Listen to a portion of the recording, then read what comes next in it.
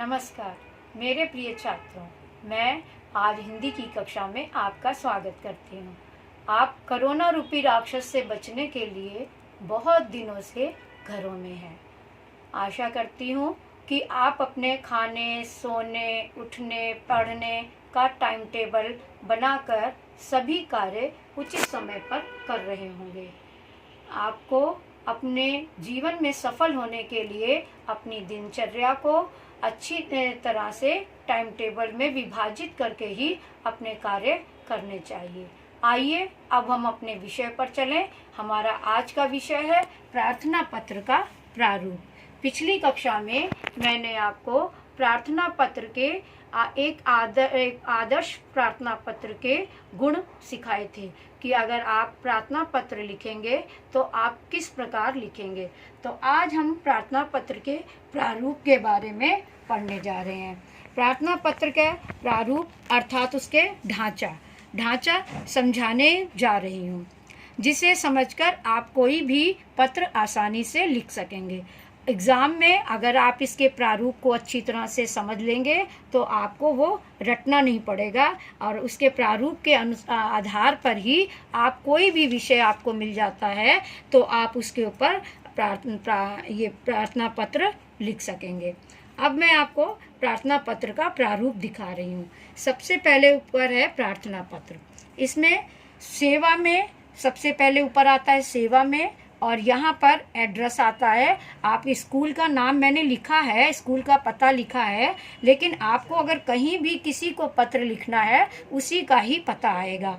दूसरे में दिनांक आएगा, जिस दिन पत्र लिखा जाता है उस दिन उसकी डेट डाली जाती है। विषय में आपको जिस समस्या से संबंधित आप पत्र लिख रहे हैं उसमें उस विषय का वर्णन करना पड़ता है। और महोदय और महोदया, इसका बहुत ध्यान रखना पड़ेगा आपको। अगर आप फीमेल के लिए में पत्र लिख रहे हैं तो फिर आपको महोदया लिखना पड़ेगा, और अगर आप मेल के लिए पत्र लिख रहे हैं तो आपको महोदय लिखना पड़ेगा। इसके बाद आपको जब पत्र स्टार्टिंग करेंगे तो आप सवनीय निवेदन यह है कि, इस प्रकार आप अपनी बात कहना शुरू करेंगे। एकदम से नहीं कहना शुरू कर देंगे कि मुझे फीस माफ़ करानी है या फिर मुझे अवकाश चाहिए। तो आपको स्टार्टिंग में ऐसे ही करना है, सवनीय निवेदन है कि, इसके बाद में आप अपनी बात कहेंगे।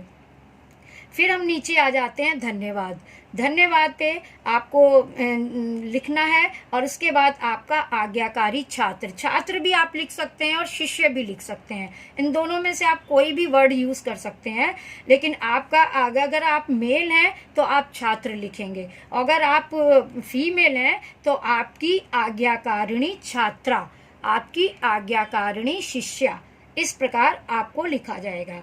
इसके बाद आप अपना नाम लिखेंगे, इसके बाद कक्षा आएगी। इस प्रकार आज मैंने आपको पूरा पैटर्न समझाया, प्रार्थना पत्र का प्रारूप समझाया, और अब मैं आपको इसके बारे में पूरा पत्र लिखकर समझा रही हूँ कि आपको पत्र, अगर आपको अवकाश चाहिए अपनी प्रधानाचार्य जी से तो आप पत्र कैसे लिखेंगे। सबसे ऊपर लिखेंगे आप सेवा में, फिर आप लिखेंगे प्रधानाचार्य ji, Bloomfield Public School, B block, Dilshad Garden, Delhi.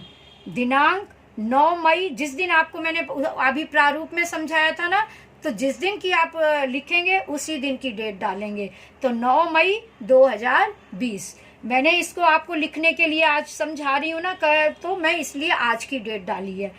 विषय आपका है छुट्टी के लिए प्रार्थना पत्र। आप छुट्टी के लिए प्रार्थना पत्र लिख रहे हैं, अवकाश के लिए, छुट्टी को अवकाश भी बोला जाता है, तो अवकाश के लिए लिख रहे हैं आप प्रार्थना पत्र, तो ये आपका विषय आ गया। उसके बाद आपकी महोदया, आपकी प्रिंसिपल फीमेल है, इसलिए आपको महोदया लिखना पड़ेगा। आगे है निवेदन है कि कल दोपहर स्कूल से लौटते समय मेरी साइकिल रास्ते में एक बड़े पत्थर से टकरा गई और मैं गिर गया। मेरे हाथ और पैर में काफ़ी चोट आ गई है। डॉक्टर ने 3 दिन आराम करने की सलाह दी है, अतः मैं 3 दिन विद्यालय नहीं आ सकूंगा। कृपया मुझे 3 दिन का अवकाश देने की कृपा करें। धन्यवाद। आपका आज्ञाकारी शिष्य, और इसके नीचे आपका नाम आएगा और कक्षा लिखी जाएगी आपकी। अब इस प्रकार आप समझ गए होंगे कि पूरा मैंने आज आपको हिंदी की कक्षा में प्रार्थना पत्र का प्रारूप भी सिखाया और प्रार्थना पत्र कैसे लिखा जाता है ये भी आपको अच्छी तरह से लिख करके समझाया। आशा करती हूँ कि आपको सब समझ में आ गया होगा। अभ्यास पत्र में पूछे गए प्रश्नों के उत्तर आप ध्यान से देंगे और सभी कार्य भी करेंगे। अब कोरोना से बचें, लॉकडाउन का पालन करें। धन्यवाद।